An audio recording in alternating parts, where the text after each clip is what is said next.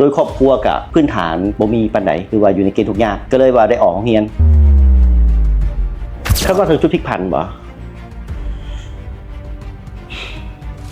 แป๊บนึงขอเวลาหน่อยก่อน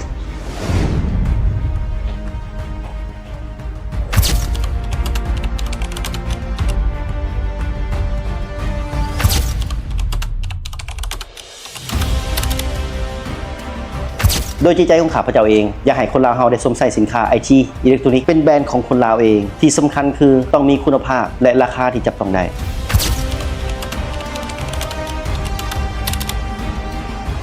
ต้องท้าความมาว่าในส่วนของข้าพเจ้าเองเนาะโดยครอบครัวกับพื้นฐานบ่มีปานใดคือว่าอยู่ในเกณฑ์ทุกอย่างก็เลยว่าได้ออกโรงเรียนและบัดนี้ในส่วนของข้าพเจ้าเองได้เดินทางศึกษาเกี่ยวกับพวกประเภทสินค้า IT ในตรงนี้อยู่ประเทศไทยตั้งแต่ปี 2007 โดยเงินลงทุน 17,000 บาทที่ทางพ่อให้จนมาฮอดปัจจุบันข้อยุ่งยากและขอท้าทายคือเฮาเนี่ยบ่มีประสบการณ์ทางด้านการนำเข้าโดยพื้นฐานครอบครัวที่บ่มีปานใดก็เลยจึงได้บุกบืนและก็พยายามหลายกว่าหมู่ว่าเพื่อนผู้อื่นเขาเฮียนเด้เฮาก็เลยว่าต้องได้ออกมาเฮ็ดเวียกสร้างรายรับเพื่อว่าจุนเจือตัวเองเนาะ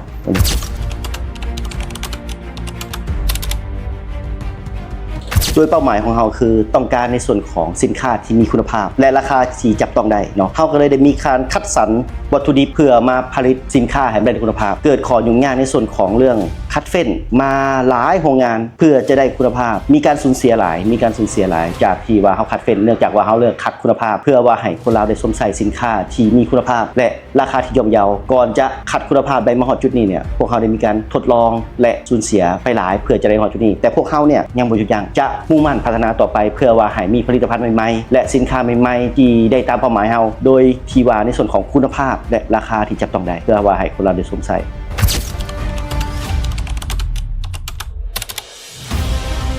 ปัจจัยสำคัญเนาะหลักๆคือบุคลากรบางคนในองค์กรเฮาเนี่ยเรียนบ่จบแต่มีความตั้งใจพวกเฮาก็ได้มีการพัฒนาเพื่อให้บุคลากรเฮาเนี่ยมีความรู้ความสามารถและก็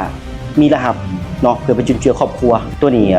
เป็นความตั้งใจของเราอีกด้านนึงเนาะสองมาแหละเป็นด้านในส่วนของผลิตภัณฑ์พวกเรายังมีการยกระดับในส่วนของผลิตภัณฑ์เราให้มันมีคุณภาพขึ้นเรื่อยๆจากแต่ก่อนเรามี 1-2 โปรดักต์ตอนนี้เรามีเริ่มหลายขึ้น10กว่าหมวดและต่อไปเราก็ยังมีเป้าหมายจะพัฒนาไปเรื่อยๆมีความดีใจเนาะในปัจจุบันพวกเขาเนี่ยก็ถือว่าส่งออกผลิตภัณฑ์ในส่วนของมอเตอร์ประตูม้วนมอเตอร์สไลดิ้งเกจอื่นๆเนี่ยถือว่าได้ทั่วประเทศก็ถือว่าได้มี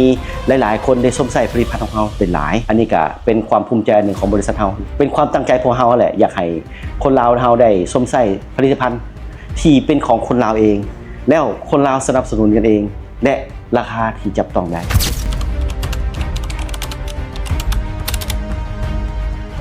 ปัจจุบันพวกเราได้มีทีมคัดเกรดสินค้าและบางโปรดักต์ของเราได้ส่งตัวอย่างไปองค์การตรวจสอบสากล HGS เนาะที่เป็นองค์การที่ยอมรับระดับสากลเพื่อตรวจสอบคุณภาพสินค้า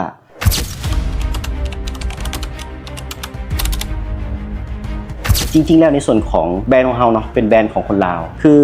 เราจะสำคัญคือคุณภาพเนาะสิ่งที่ตัวแทนและลูกค้าได้คือในส่วนของคุณภาพและการบริการและในส่วนของสินค้าเนี่ยเป็นแบรนด์ของคนลาวเองตัวแทนเราเนี่ยเราพยายามในส่วนของควบคุมราคาเพื่อว่าสร้างรายรับให้ตัวแทนที่ได้หลายขึ้นสิ่งสำคัญคือถามว่าตัวแทนของพวกเราเนี่ยจะได้คือคุณภาพและกำไรที่สามารถไปต่อยอดได้เนาะตัวนี้สำคัญคือคุณภาพและตัวแทนเราต้องมีกำไร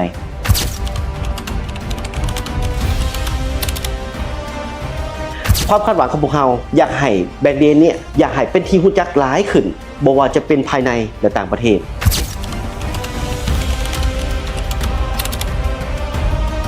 เป้าหมายพวกเราเนี่ยมีแผนขยายสินค้าสนองให้ตลาดทุกปีล่าสุดเราได้มีผลิตภัณฑ์ในส่วนของอะลูซิ่งและแผ่นประตูม้วนที่ได้นำเข้ามาและผ่านมาตรฐาน HGS มาตรฐาน HGS ที่องค์กรสากลยอมรับที่ตรวจสอบมาตรฐาน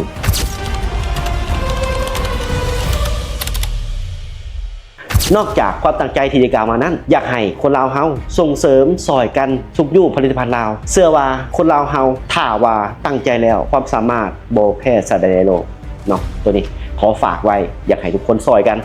สุกยู่เศรษฐกิจลาวเป็นอีกหนึ่งแห่งน้อยๆพวกเฮากับขอเป็นอีกจุดหนึ่งที่ส่งเสริมเศรษฐกิจส่งเสริมผลิตภัณฑ์ของคนลาวเพื่อว่าอนาคตพวกเฮาเนี่ยจะได้ประเทศชาติเข้มแข็งไปด้วยกัน